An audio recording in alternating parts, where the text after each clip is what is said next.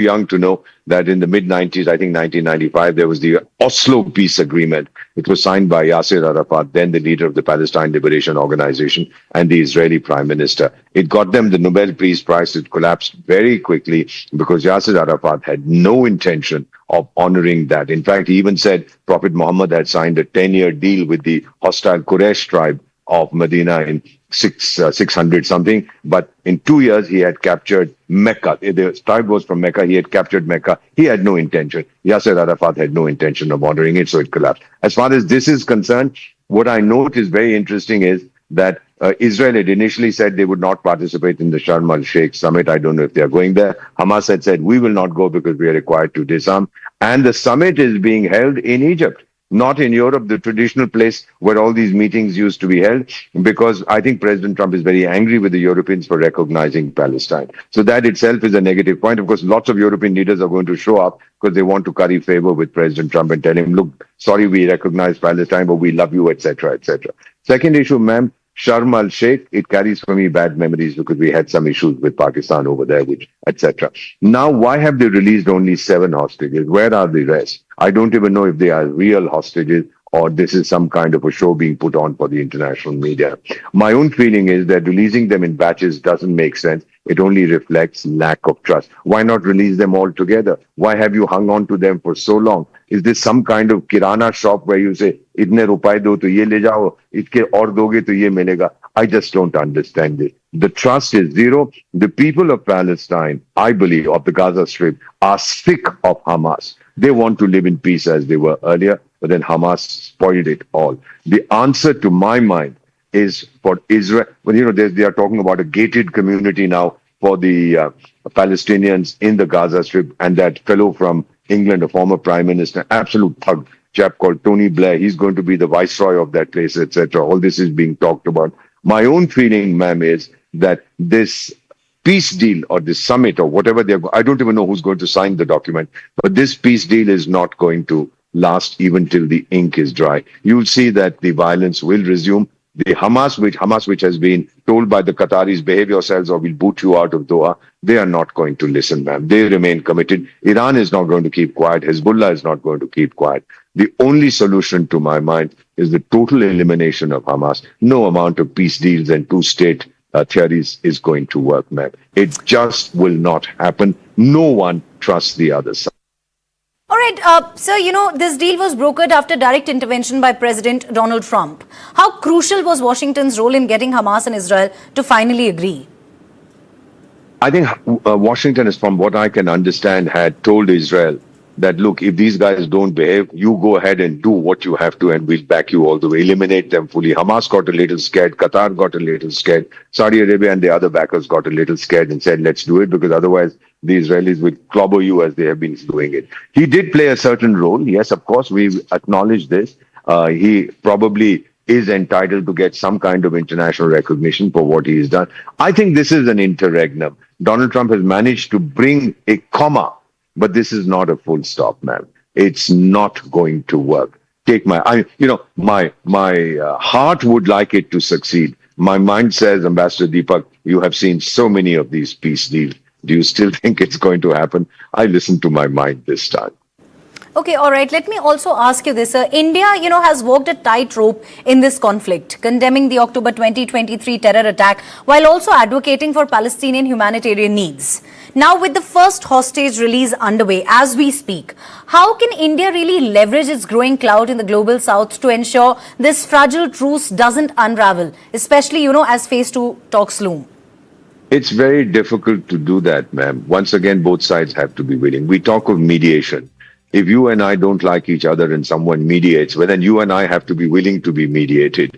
I'm not sure this is going to happen. We've been giving humanitarian aid to Palestine, which is everybody appreciates. But in the larger context, at the macro level, this fades into, this moves to the side.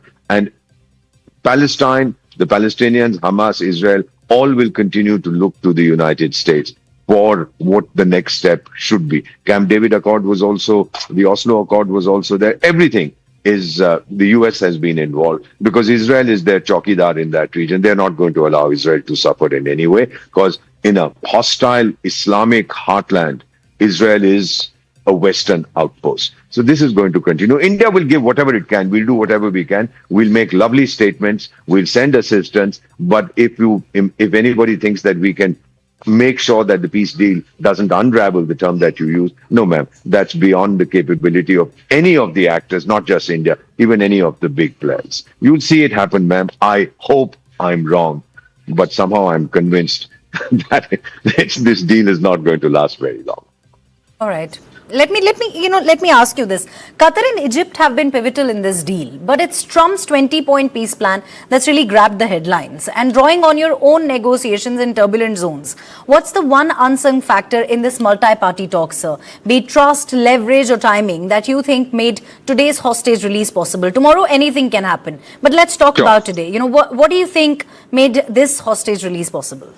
Because I think Hamas was under pressure. They were told by their benefactors in Qatar that Qatar got bombed, not because Israel hates Qatar, but because Qatar was hosting the Hamas top leadership. Israel wanted to eliminate them, and in their bombing, they killed some Hamas fellows. They didn't do any collateral damage. I don't think any Qatari was killed. A very precision targeted bombing. So the whole point here, I think, is a time has come when the world has so many other problems. There's still the Russia-Ukraine thing going on, etc., etc.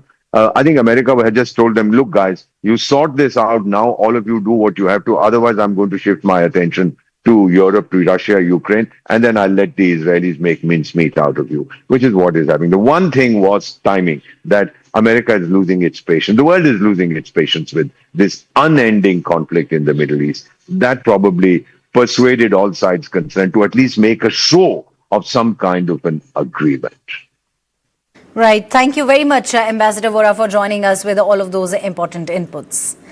Well, I'm also joined by Yashaya Rosenban, senior journalist from Israel. He joins me live from Jerusalem. Well, thank you very much, Yashaya, for speaking to News9, and good morning. It's been a whirlwind 2 years covering this conflict, from the raw shock of the 7th of October, that you reported so vividly, to today's historic release that feels like a crack of light in the darkness. What's your first reaction? Hamas has released first batch of hostages. 7 hostages is what we're learning have been handed over to the Red Cross. What's your reaction? How are you feeling? Well, I can speak for the people of Israel. Many are ecstatic today. They see us as some sort of, as you said correctly, a glimmer of hope, a light. 2 years to the date on the Israeli calendar. The war broke out on the end of the holiday season, Simchat Torah. That is tomorrow in the Jewish calendar. That said, I must also speak for myself, and I'll say that I think this entire procession of parading around the hostages and releasing dead bodies in exchange for thousands of the most gruesome murderers and talented mass murderers that Hamas has, I think the entire spectacle is gruesome. I must say this. This is my personal feeling. Again, the people are happy, and yes, I do my best to participate in this happiness.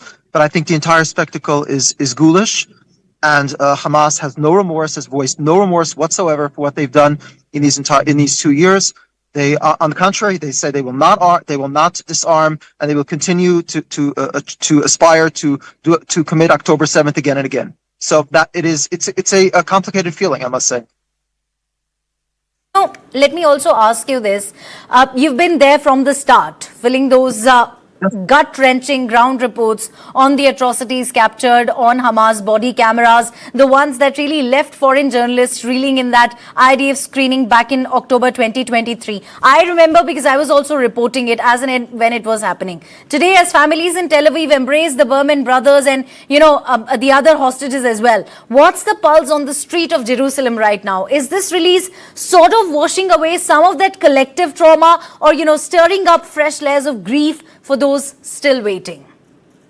I think, as I said, the Israelis are very happy today. They are ecstatic. It's also a holiday season, so it's and like I said, it's 2 years almost to the date when the war began. So yes, for many people, this is. I don't think anyone realistically thinks it's a happy end, because the conflict has not ended, but it's some sort of sweet taste, yes, at this point in time. And collective trauma takes time. You can know this in India as well. Collective trauma can take a generation. It can take years. I think Israelis are still processing what happened, and it will take time. It will take years to fully comprehend. And first of all, the first challenge is changing policy to accommodate the new reality on the ground, security-wise, and the international arena. But beyond that, people will have to cope with the psychological effects. Many people have been injured physically in the war. Thousands of people are physically injured. Some have post-traumatic syndrome. So yes, there's a lot to cope with, and it will take time. Okay, we understand that the first batch of hostages has already crossed over. Can you confirm where they've been taken and what really happens next? So I believe there were a few meeting points that Hamas had arranged. I believe these hostages were delivered to a meeting point somewhere in Khan Yunis, in the southern part of the Gaza Strip.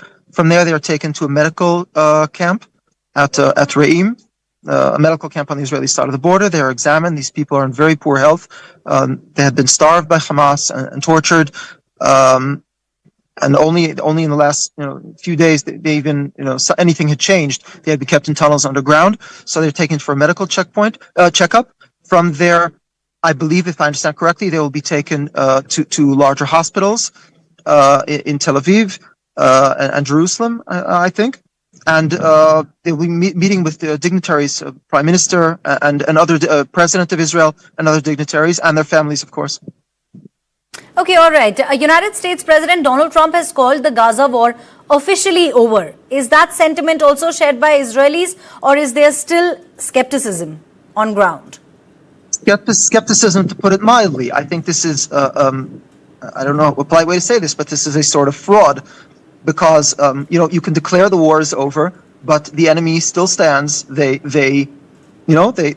is the only enemy, it has been pointed out, that fights in civilian clothes, and when the ceasefire comes, they put on their military fatigues. So they are parading around their military fatigues in Gaza, and they are also assassinating their political rivals now in Gaza. So the enemy still stands resolved.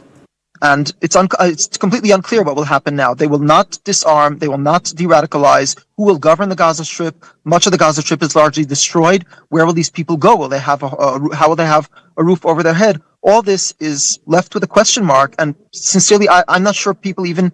I don't know who has the answers to these questions. I hope people in government have an answer, have a full answer. I'm sure they have part of an answer, but I hope they have a full answer. And we'll wait and see how it unfolds. Okay, all right. And what's the political temperature really like in Jerusalem? Is there a sense that Netanyahu's government can now claim victory, or is this also being seen as a compromise? No, so we are claiming victory. Our generals are claiming victory. Our government is claiming victory. But like I said, it's like stopping before the plot of the movie ends. It's unclear what will happen in the day after. Okay, so let's say we declare victory. Then what? Hamas is still there. Who will govern the Gaza Strip? It's just unclear what happens next. I simply don't have an answer. So, on one hand, yes, it's clear that Israel has been victorious in all the multiple arenas around us, in Syria, in Iran, Yemen. We've also harmed the Houthis. They are not shooting very many missiles at us now, if they shoot at all. And Lebanon also, and Hezbollah. But with Hamas, it's unclear, like I said, what the final conclusion of the story is. Okay, Yeshaya, let me also ask you this. You flagged early on in that 2023 YouTube spot how Hamas was rattled by the Israeli-Saudi peace talks and how that derailment really shifted their strategy. Now with President Trump flying into Jerusalem for the parliament address and his 20-point peace plan, holding this ceasefire since the 10th of October. How much do you credit his bulldozer diplomacy for prying these hostages loose? And from your reporting beat, is there quite a buzz in Jerusalem that this could actually fast-track the Abraham Accords you once dissected? Yes, so basically, yes, Trump, well, the main factor that allowed the release of the hostages was the military pressure that Israel put on Gaza, including entering Gaza City and destroying large, tall high-rise buildings that Hamas had been using as outposts tunnels and terror infrastructure. So Hamas came to the conclusion, I believe, that Israel would defeat Hamas militarily without the hostages. Israel had forfeited the hostages. That was a possibility, at least. And therefore, Hamas said, okay, I'll take whatever deal, even if this deal is not as good as the deals that were proposed earlier, as long as, we get our terrorists released from Israeli jails, and we'll release the hostages. So I think the military pressure was the paramount factor. President Trump allowed the military pressure, which President Biden before him had not allowed. So for that, Israelis are very thankful to Trump, and of course to Prime Minister Netanyahu and the IDF for pulling this off. Hamas was, as the Indian ambassador who spoke for me said, was pressured by its own benefactors in Qatar and Turkey and the Muslim world. So that's on the other side of the equation. Looking forward, Trump wants to be signed on the Abraham Accords normalization agreement with Saudi Arabia. That is quite clear. He has personal connections. Him and his son-in-law have personal connections to the Saudi family who invest in Jared Kushner's businesses. And this was, from the beginning, this was going to be his signature foreign policy initiative. But that said, the logic of the Abraham Accords was that the Arab world could be dealt with independently of the Palestinians. We didn't have to resolve the unsolvable conflict with the Palestinians in order to normalize relations with the Arab world and the Muslim world. So if that is the formula, then I think that can be done. The Arab and Muslim world can normalize relations with Israel cautiously, given public opinion in their countries, which is against Israel. But that can happen. We have to see at what pace and who exactly is involved, which other countries, possibly Indonesia was mentioned and others. But the Palestinian state with the Palestinians, like I said, remains in a question mark at this point. Okay. You've dived into big picture clashes on podcasts with Trump pushing for governance talks in Sharm el-Sheikh. What's the one hurdle you see derailing a lasting peace? With the Palestinians? Yes. Yes, I think it is their worldview. It is what they believe. A book has come out in India. I can quote it. It's called Hitler, the Proclaimed Messiah of the Palestinian Cause by Abbas Maldayar.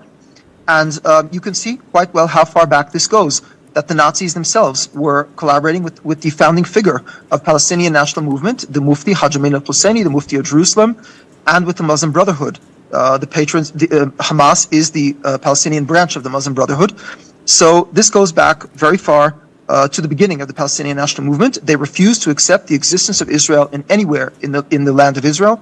Anywhere they refused to accept our existence here. And to them, this is the entire country is Islamic Waqf. And that means that no Jew is allowed to live here because Jews defile the land of Israel in their mere presence here. So I think the worldview, which the Hamas's worldview is a mutant Nazification, a Nazi version of Islam that is a 20th century invention. And I think this worldview, more than any other, which is shared by the majority of the Palestinians, is the main impediment to peace. There is no widespread peace movement among the Palestinians, and there never was. If there was, they already would have made peace with Israel. You've covered this conflict from day one. Looking back at the 2 years since the 7th of October 2023, when Hamas carried out that massacre, what stands out to you most about how Israel has changed? Israel has changed? Yes. I think, yes. I think, well, if you want as far as policy initiatives, the only one that I can mention is that the two-state solution has died, at least for the foreseeable future. It has next to zero support. I mean, it polls at 20% in the most favorable polls. So if you're looking for policy, that would be the one most obvious change. Beyond that, I think many experts in the military, former military officials, Middle East experts, political strategists have been proven wrong when they said that Hamas is a responsible actor that can be dealt with, that can be negotiated with. There's, like I said, no taste for this now. I think people have realized, I think many people who didn't want to realize how vicious this political Islamic movement is, realized it, against their best wishes. There were many, many people in Israel who deeply wanted peace. To them, it was like, again, it was also a kind of secular religion to them, a religion of peace, like this is a messianic hope. But that has been, I think, that's gone for the time being. I think many people I'll also mention that just as after the Yom Kippur War of 1973, there was a big spiritual awakening afterwards that led many people to return to faith because of the crisis that came from the Yom Kippur War. That is clearly happening now. In the past month, before the holiday season that began 3 weeks ago, 50,000 people came to the Western Wall in Jerusalem to pray every night for a full month. 50,000 Right. people. That's huge numbers that we had never seen. So I think there is also a spiritual awakening, which I think is part of a greater soul searching among the Israeli public. Right. Yeshaya Rosenman, continue to stay with us, senior journalist live from Jerusalem. I'll also be very shortly joined by Itai Melchior, non-resident senior fellow N7 Initiative, the Atlantic Council, live from Haifa, Israel. I'll also be joined by Arjun Hardas, India representative, American Jewish Committee. Continue to stay with us. At this point, I have to slip it a quick commercial break and I'll be right back with lots more on the other side. Don't go anywhere.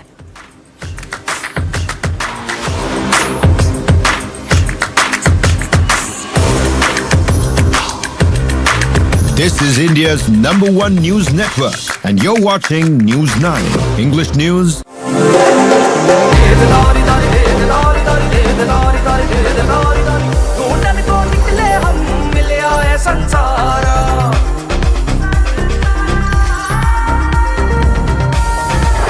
Java 42, the answer. पढ़ता है, खेलता है, झूलता उछलता है, दौड़ता कभी कभी दौड़ कराता है, आगे आगे बढ़ता है इंडिया, अमूल दूध पीता है इंडिया।